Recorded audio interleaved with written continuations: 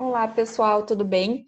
Olha só, de novo, nós aqui com novas determinações proferidas por ato administrativo do Conselho Nacional de Justiça e eu quero compartilhar, então, especialmente no que diz respeito às audiências de custódia, né? Que para quem aí milita na advocacia criminal sabe da importância desse ato e agora, por uma decisão do CNJ, então ficou vedada a possibilidade da realização de audiência de custódia por videoconferência. E nós sabemos que em algumas comarcas, enfim, alguns estados estavam acontecendo do defensor chegar lá com o seu cliente e o magistrado estar por videoconferência e o promotor de justiça também, e só de forma presencial o réu e seu defensor. Isso realmente não pode.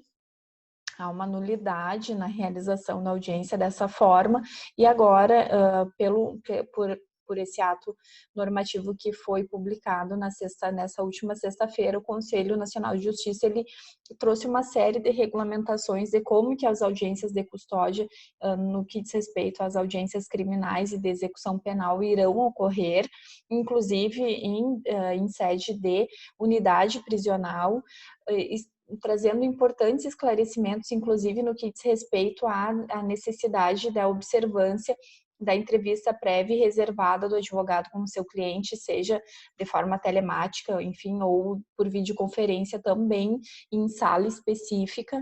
Então, realmente vale muito a pena a leitura desse ato normativo, porque nós sabemos que muito do que encontra-se em texto de lei, nas próprias resoluções do CNJ, não estão sendo cumpridas na prática. Então, é em razão disso, dessa necessidade de que nós temos que estar cada vez mais informados e mais atualizados para que a gente possa, junto até mesmo a própria instituição da Ordem dos Advogados do Brasil, fazer pressão para que tanto as unidades prisionais quanto os próprios magistrados cumpram o que determina a resolução ali. E agora esse ato normativo a respeito das audiências por videoconferência, tá? E no que diz respeito à audiência de custódia, estar vedada a possibilidade da realização dessa forma, nós nos remetemos ao conteúdo que nós já falamos em outros vídeos sobre o procedimento que deve ser adotado pelo aquele juízo que está previsto lá, né? Então, nós já analisamos artigo por artigo, inclusive a própria recomendação número 68, que trouxe essas alterações para a recomendação número 62, tá? Eu vou abrir aqui para vocês analisarem junto comigo. Deixa eu ver. Exatamente. Aqui são algumas considerações a respeito do ato, que é legal, depois com o tempo mais nós nos apropriarmos do texto, né, ver o que eles colocaram de fundamentação, mas o que realmente importa está aqui, a partir do artigo 1º, né, que fala sobre o estado de calamidade em que nós nos encontramos em razão da pandemia pelo Covid-19, que será permitida a realização de audiências e outros atos processuais por videoconferência através das plataformas digitais. E aqui, então, daí ele começa a descrever exatamente como esses atos devem ocorrer, tá? Então, fala sobre as questões da internet, de pontos, sobre que a falha nesses procedimentos não pode trazer prejuízo para o réu, e fala também que o não comparecimento de alguma testemunha não preclui o ato, ou não preclui a prova, o ato vai ter que ser redesignado. Então, tem importantes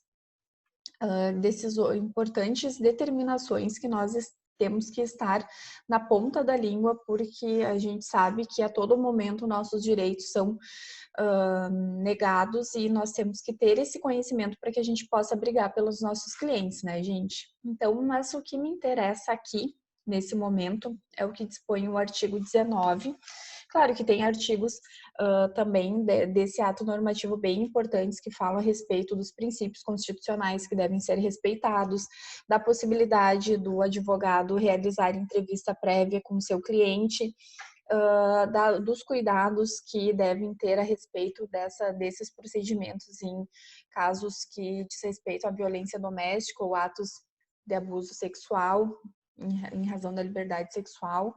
Então, tem toda uma série de considerações que é realmente muito importante e muito boa de que a gente faça essa leitura. Tá?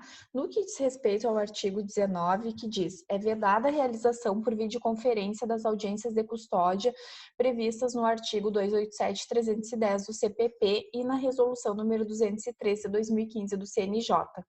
Tá, gente? Então, não havendo essa possibilidade de realização por videoconferência das audiências de custódia, como que acontece na prática, tá? E esse final de semana eu tive uma experiência muito positiva com a Auditoria Militar de Santa Maria, aqui no Rio Grande do Sul, em que eles adotaram exatamente o que a recomendação número 62 dispõe a respeito da análise do auto de prisão em flagrante. Por quê? Porque não havendo audiência de custódia, a análise do auto de prisão em flagrante vai se realizar exatamente como determina a resolução número 62, ou seja, o magistrado, que agora, em razão do princípio do processo penal ser expressamente um princípio acusatório, ele não pode mais converter essa prisão em flagrante em prisão preventiva, sem que haja o requerimento do Ministério Público da acusação, ok? Então, como que acontece na prática? O magistrado recebeu o APF, o auto de prisão em flagrante, e abriu prazo para que o Ministério Público se manifeste. O Ministério Público ficou ali umas 2 horas, em média, 2 horas e pouquinho, com o processo, e devolveu já com o seu parecer e com os pedidos, e com o pedido, ele, nesse caso em concreto, ele requereu a conversão em prisão preventiva e determinou algumas diligências. Tão logo o Ministério Público protocolou no EPROC o seu parecer ali, a sua promoção, a auditoria entrou em contato comigo via WhatsApp, me avisando que já estava disponível para que então eu pudesse me manifestar. Na verdade, eu já estava com o meu pedido de concessão de liberdade provisória alinhavado, mas eu realmente precisava entender e o que mais o Ministério Público iria colocar na promoção dele. Então, foi bem positivo, foi bem estressante, assim, segurar a nossa onda, né, de não querer apresentar, fazer o pedido tão logo, mas foi fundamental e nós entendemos, nós aqui da defesa, entendemos o quão necessário é que os juízes, os magistrados observem plenamente esses requisitos que estão expostos no artigo 62 para que realmente que esteja salvaguardados os direitos dos nossos clientes. Então, nesse sentido, foi muito positivo. Eu até vou mostrar para vocês o despacho que aconteceu dessa forma aqui, ó. No despacho ele disse assim, ó: considerando que o regime de plantão extraordinário com atividades remotas foi mantido até o dia 31 de julho pela portaria número 114 do Egrégio Tribunal de Justiça Militar, que as audiências de custódia não se incluem nas possibilidades excepcionais e atos presenciais autorizados pela requerida portaria, e que o Conselho Nacional de Justiça recomendou a não realização das audiências de custódia durante o período de restrição sanitária.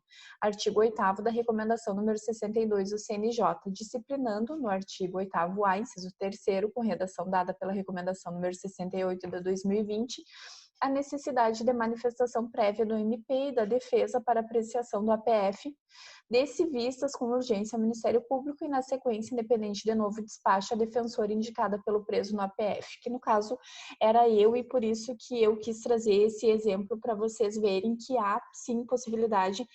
Claro que nós sabemos que nas auditorias militares o número de processo é expressamente infinitamente menor do que a justiça comum, mas eu acredito que é muito procedimental também. Se houver boa vontade e respeito aos princípios constitucionais e ao princípio acusatório, os juízes, sim, os magistrados, sim, vão conseguir também adotar o que dispõe a recomendação número 62, porque o que não dá é para eles não realizarem as audiências de custódia de forma presencial e reverter prisão em flagrante para prisão preventiva de forma de ofício ou sem manifestação de ninguém. Isso realmente nós não podemos aceitar e está aí um grande exemplo de que há possibilidade, sim, que essas disposições sejam acatadas de uma forma muito natural e que é realmente positiva para todos os atores, né, desse processo penal,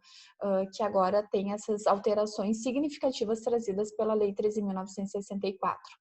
Tá, pessoal? Então, quero deixar o meu muito obrigada. Eu acho muito importante esse compartilhamento de informações em que nós todos aprendemos. Grande beijo.